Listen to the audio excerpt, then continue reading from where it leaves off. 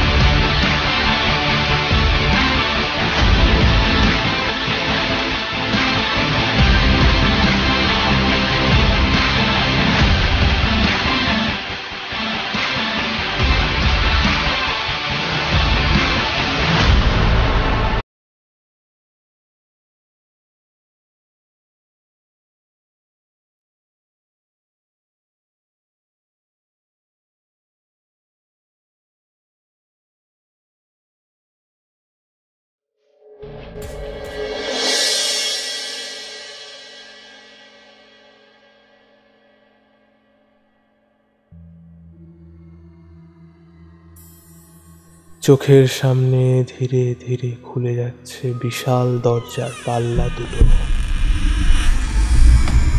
পাল্লার মাঝ বরাবর ঝুলছে দুটো বিশাল বিশাল কড়া। সেই কড়াগুলি এতটাই বড় যে তার মধ্যে দিয়ে অনায়াসে একটি মানুষ গলে যেতে পারে। আর দুটো পাল্লার উপরের দিকে কোনো একটা ধাতু দিয়ে তৈরি দুটো বড় বড় রাক্ষসে মুখ।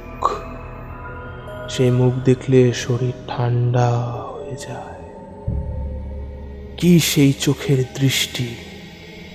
চোখ দিয়েই যেন পুড়িয়ে ছাড়খাড় করার মতো ক্ষমতা রাখে। এই মুখটি কার? দেখে ঠিক মানুষের মতো লাগছে না, আবার আবার যেন ঠিক পশুও নয়। মানুষ এবং কুমির জাতীয় পশুর সংমিশ্রণে যেন মুখটির এমন রূপ। ভয়ানক, অত্যন্ত ভয়ানক। এমন দরজা আজ অবধি চোখে দেখিনি কখনো।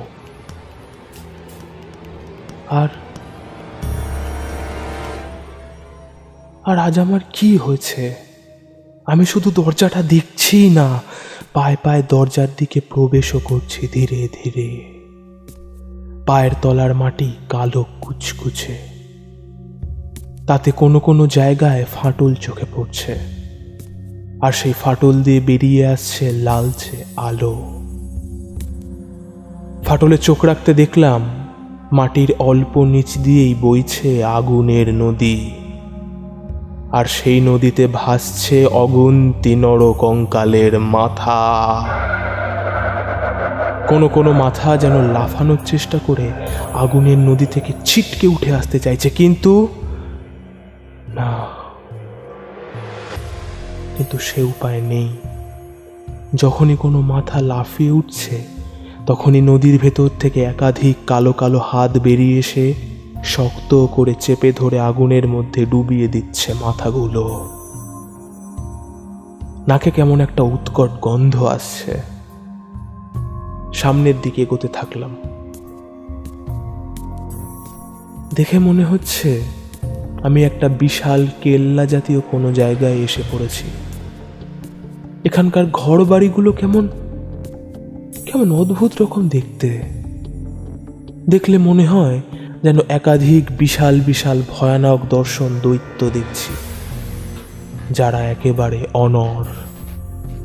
আর সেই বাড়িগুলির গায়ে গায়ে গেঁথা রয়েছে অনেক ছোট বড় মশাল। তাতে মনে হচ্ছে বিশালাকার দৈত্যগুলো তাদের একাধিক চোখ দিয়ে আমায় আগা গোড়া মেপে নিচ্ছে। খানিকটা এগোতেই পথের ঠিক বাম দিকে যা চোখে পড়ল, তা দেখে আমার গা শিউরে উঠল। বুকের ভেতরে হৃৎপিণ্ডটায় খুব জোরে জোরে কেউ চাবুকের ঘা দিচ্ছে মনে হলো। দেখলাম মাটির থেকে বেশ খানিকটা উঁচু একটা মঞ্চ জাতীয় অনেক বড় বেদি। তার দুই প্রান্তে দুটো বড় বড় বাঁশের মতো মোটা মোটা ডান্ডা জাতীয় পোতা রয়েছে,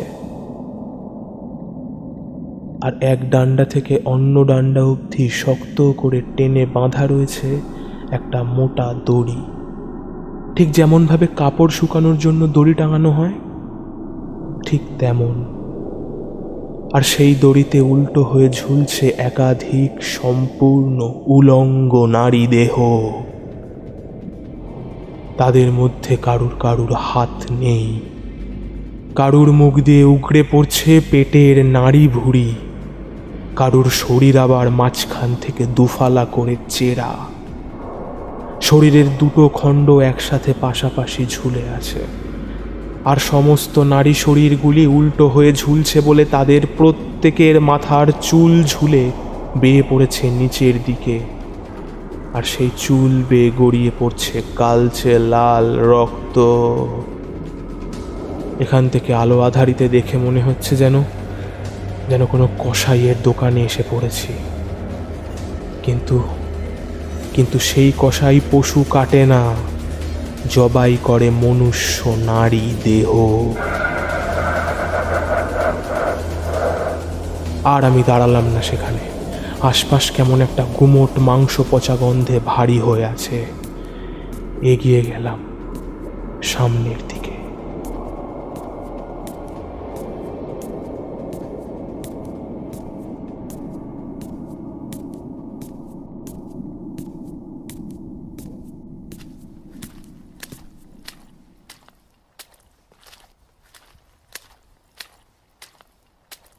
কিছুটা এগোতেই পায়ের তলার মাটি যেন কেমন নরম লাগলো। নিচের দিকে তাকাতে দেখলাম এখানে মাটি যেন কেমন কাদা কাদা হয়ে আছে, আর সেই কাদা জায়গার ডান দিক দিয়ে বেরিয়ে গেছে একটা জলের রেখা। বুঝলাম এই জলই হয়তো পাশের ওই গলি দিয়ে সরু হয়ে বেয়ে এসে এখানে জমে কাদা কাদা করছে। এতক্ষণ সোজা হাঁটছিলাম, এবার ডান দিকে সরু গলিটার দিকে এগোলাম। এতক্ষণ বলিনি যে এখানে আসার পর থেকে মাথার ওপরের আকাশের দিকে তাকিয়েও আমি খানিক অবাক হয়েছি, কারণ এখানে আকাশের রং গাঢ় লাল, আর তার মধ্যে অনেক বড় বড় কালো কালো ছোপ। দেখে মনে হচ্ছে যেন কোনো কাপড়ের ওপর বড় বড় কালো কাপড়ের তাপ্পি দেওয়া রয়েছে। সেই জন্যই আকাশ থেকে বিচ্ছুরিত আলো আঁধারির সৃষ্টি করেছে। গলির বেশ খানিকটা ভেতরে ঢুকতে থাকলাম। গলিটা খুবই সরু, দুটো মানুষ খুব চাপাচাপি করে পাশাপাশি হাঁটতে পারবে হয়তো। গলির দুপাশে যে দেওয়াল আছে তাতে হাত ঠেকাতেই হাতে ভিজে ভিজে কি যেন লেগে গেল। দেখলাম তরলটি গাঢ় লাল রঙের। সেদিকে বেশি ভ্রুক্ষেপ না করে পরনের ধুতিতে হাতটা মুছে নিলাম। গলির যত ভেতরে ঢুকছি ততই যেন মাটিতে কাদা কাদা ভাব বাড়ছে। আরো 5-7 পা এগোতেই যা চোখে পড়ল, তেমন ঘটনা আমি কেন, হয়তো আমাদের গ্রামের কেউই এমন দৃশ্য দেখেনি। গলিটা শেষ হয়ে গেছিল। যেই জায়গায় এসে পড়েছিলাম সেখান থেকে সামনের দিকে পোঁতা রয়েছে শয়ে শয়ে খুঁটি। খুঁটির উচ্চতা বেশি নয়, খুব বেশি হলে কোমর অবধি হবে হয়তো। সেই খুঁটিগুলোয় ঠেস দিয়ে বসে আছে শয়ে শয়ে ক্ষত বিক্ষত মানুষ। কম বয়সী মহিলা ও পুরুষদের সংখ্যায় বেশি। তাদের কারুর গায়ে এক টুকরো সুতো অবধি নেই। প্রত্যেকে বিবস্ত্র হয়ে হাত পিছমোড়া করে খুঁটিতে ঠেস দিয়ে বসে বসে ঢুলছে। তাদের শারীরিক ক্ষত দেখলে গা গুলিয়ে ওঠে। কারুর হয়তো গলার নলি কাটা, কারুর বুকের বাম দিকে গর্ত, আর সেই গর্ত দিয়ে ঝুলে আছে তাদের হৃৎপিণ্ড। হৃৎপিণ্ডে এতটুকু স্পন্দন নেই, কিন্তু প্রত্যেকেই অল্প অল্প নড়াচড়া করছে। কিন্তু তাদের কারুর মুখে কোনো কথা নেই। একেবারে নিস্তব্ধ হয়ে বসে বসে কেবল ঢুলছে তারা। হঠাৎ ডান দিকে চোখ পড়তেই চমকে উঠলাম। এও কি সম্ভব? এমন জিনিস পৃথিবীর ঠিক কোন জায়গায় ঘটে? আমি এখন কোথায় আছি? এই দৃশ্য যে একবার দেখবে তার মৃত্যু অবধি কখনো সে এই দৃশ্য ভুলতে পারবে না। দেখলাম একটা লোক, বিশাল তার চেহারা, মাথা উঁচু করে তাকাতে হয় তার দিকে, এতটাই লম্বা সে। কালো রঙের মোটা একটা আলখাল্লা পরনে, আর তাতে লেগে আছে ছিটে ছিটে রক্তের দাগ।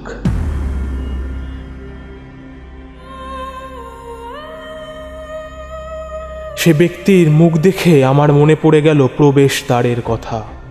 প্রবেশদ্বারের পাল্লায় ঠিক ওপরের দিকে এমনই রাক্ষসে মুখ দেখেছিলাম। আমার গায়ের লোমগুলো মাথা তুলে ঠেলে উঠল। হাত পা থরথর করে কাঁপছে, মাথার ভেতরটা দপদপ করছে। দেখলাম সে বিশাল দেহী রাক্ষসটা খুঁটি থেকে একটা করে মানব দেহ তুলে নিয়ে একটা আগুন রাঙা লোহার শিক ঢুকিয়ে দিচ্ছে মানব দেহের কানের মধ্যে দিয়ে, আর সেটা মাথা ফুঁড়ে অন্য কান দিয়ে বেরিয়ে যাচ্ছে।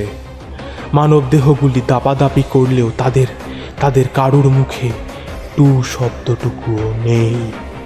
শিক ঢোকাবার সাথে সাথে কান দিয়ে ঝরে পড়ছে রক্তের ধারা। সেই রক্তই গড়িয়ে যাচ্ছে গলির বাইরের নিচু জমির দিকে। তারপর সেইভাবেই দেহগুলিকে ঝুলিয়ে দেওয়া হচ্ছে একটি আংটার মধ্যে, যার নিচ দিয়ে বয়ে যাচ্ছে সেই আগুনের নদী। ধীরে ধীরে শরীরের ওজনের কারণে দেহটি একসময় নিচের দিকে টান লাগতে লাগতে লোহার শিকের থেকে ছিঁড়ে পড়ে যাচ্ছে ওই আগুন নদীর মধ্যে। সাথে সাথে সেই ক্ষতবিক্ষত মানবদেহ নিজের শরীরের মাংস ঝলসিয়ে নাম লেখাচ্ছে কঙ্কাল সার পরিণতির দলে। এইবার সেই আংটার পাশে চোখ পড়তেই দেখলাম সেখানে অদ্ভুত দেখতে একটা অস্ত্র রাখা রয়েছে। তার 3টে ফলা, আর প্রত্যেকটা ফলা আগুন গিলে টকটকে লাল হয়ে রয়েছে। ঠিক সেই সময় আশেপাশে শুরু হলো এক অদ্ভুত গম্ভীর ধ্বনি।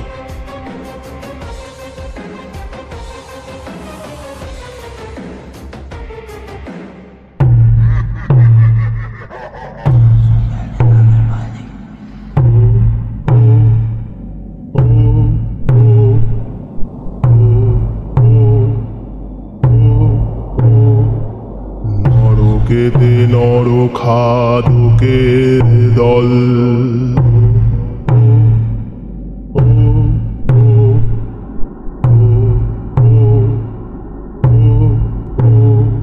সবাই সবাই মিলে চল করি কোলাহল।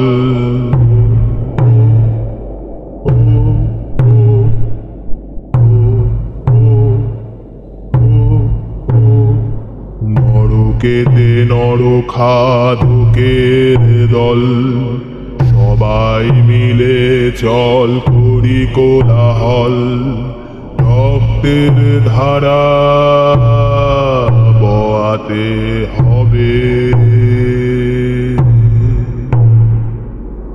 অপঘাতে মৃত্যু বিচার পাবে।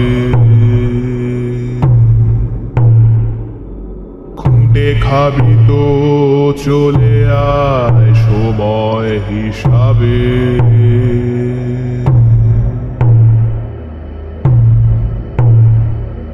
নরকেতে নরখাদকের দল, সবাই মিলে চল করি কোলাহল। রক্তের ধারা বয়াতে হবে, অপঘাতে মৃত্যু বিচার পাবে। খুঁটে খাবি তো চলে আয় সময় হিসাবে।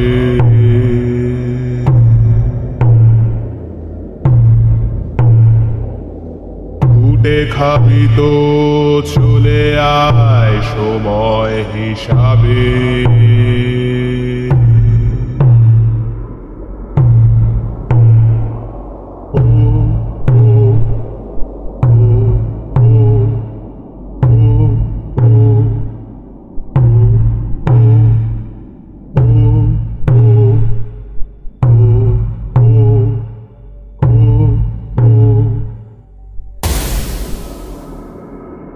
আমি দ্রুত সেই গলি ছেড়ে বেরিয়ে আসি।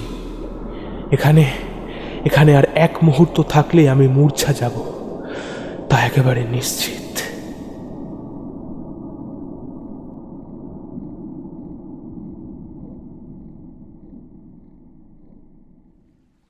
গলি ছেড়ে রাস্তায় এসে পড়তে আশপাশে তাকিয়ে দেখি, না, এটা তো সেই রাস্তা নয়।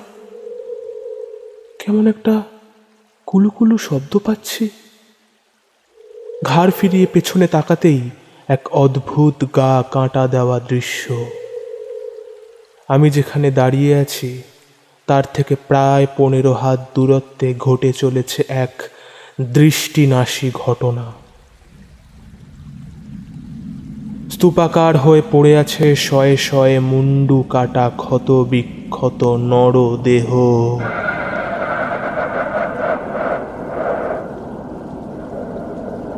আর কাটা যাওয়া মাথার জায়গা থেকে বেরোনো রক্ত একটি নদীর ক্ষীণ জলধারার মতো বয়ে আসছে। তবে এটা জলধারা নয়, রক্তধারা। সেই ধারাতে কখনো কখনো ভেসে আসছে গলার নলি কাটা ছোট ছোট মাংস টুকরো। গাটা গুলিয়ে উঠল আমার। সেদিক থেকে ঈশান কোণ লক্ষ্য করে হাঁটতে থাকলাম। খানিকটা গিয়ে বাঁয়ে একটা বাঁক পড়ল। সেদিকে এগোতেই দেখলাম এক দল বেঁধে সামনের রাস্তার দিকে এগিয়ে যাচ্ছে একাধিক নারী দেহী ভয়ানক উলঙ্গ জীবের দল। তাদের পায়ে বাঁধা ছোট ছোট ঘণ্টায় আওয়াজ উঠে কানে কেমন একটা সুর ধরিয়ে দেয়। এবং সবচেয়ে তাজ্জব ব্যাপার হলো এরা কেউ আমায় দেখতে পাচ্ছে না। এমনটা মনে হয়েছে ঠিক সেই সময় দেখি ডান দিক থেকে এগিয়ে আসছে এক ভয়ানক উলঙ্গ নারী মূর্তি।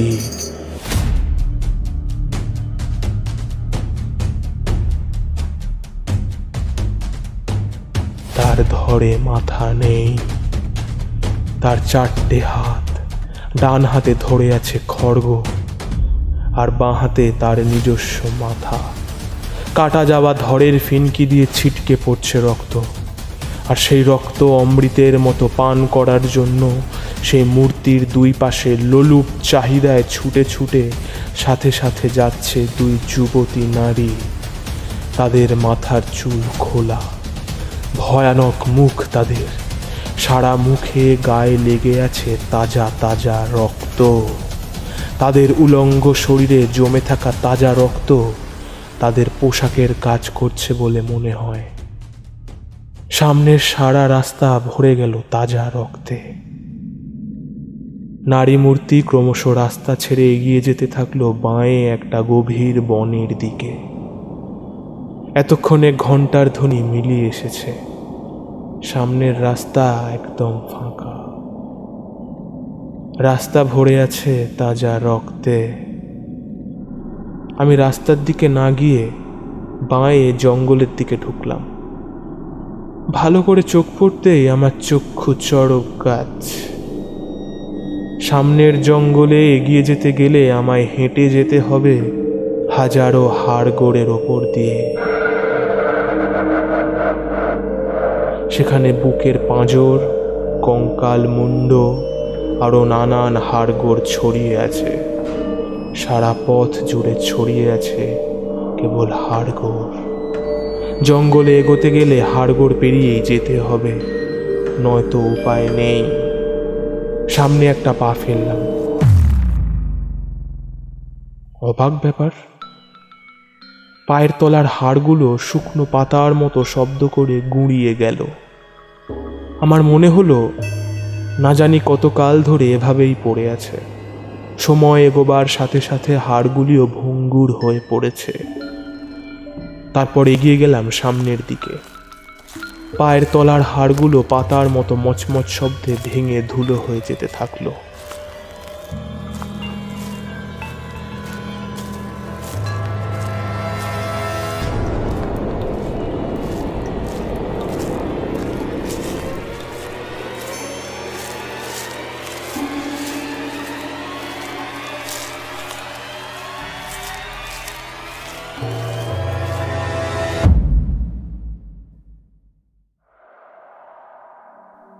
জঙ্গলের অনেকটা ভেতরে ঢুকে এমন একটা জায়গায় এসে পড়লাম, সেখানে গাছের ডাল থেকে ঝুলে আছে লম্বা লম্বা ঝুড়ি, যা দেখে হুবহু ফাঁসির দড়ির মতো লাগছে। এবার হঠাৎ চোখ পড়ল গাছের ডালের দিকে। দেখে মনে হলো যেন গাছের ডালটা একটা হাতের মতো। তক্ষণে ধীরে ধীরে পুরো বিষয়টা আমার দৃষ্টিতে এলো।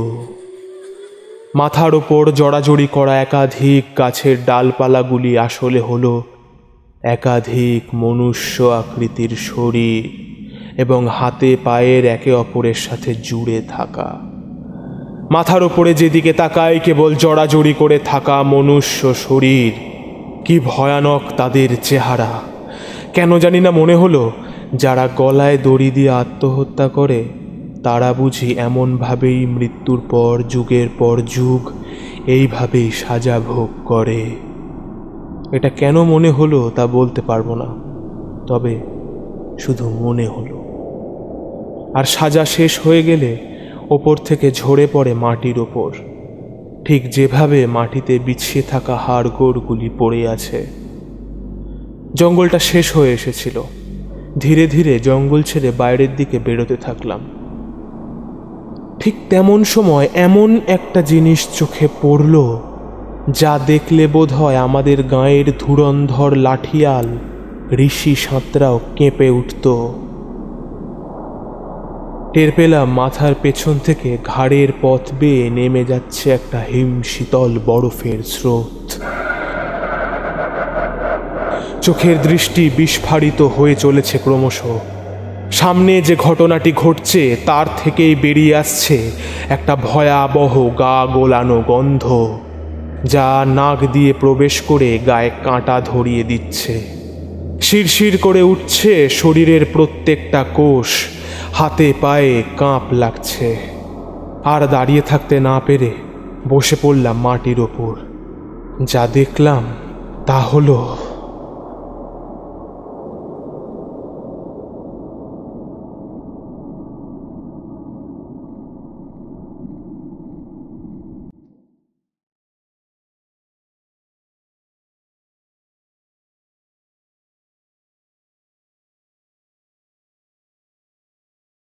শুনছিলেন তান্ত্রিক ভবতোষ ভট্টের কাহিনী জমের দুয়ার, প্রথম পর্ব। গল্পটি কেমন লাগলো তা জানাতে ভুলবেন না। আজকের মতো চলি তবে।